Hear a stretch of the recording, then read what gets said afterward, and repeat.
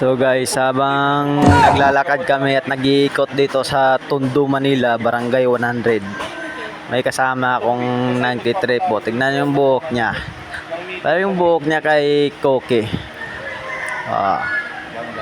Malapit na Malapit na magkahawig yung mukha So, mga ganyang tao, tingnan mo.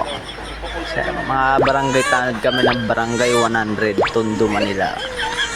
Kaya gano'n nangyari sa na yan, isa.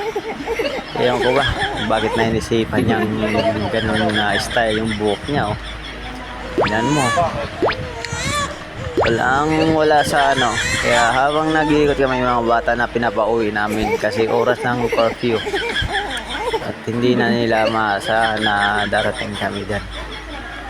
Sana, habang dilim na dyan. Thank you for watching.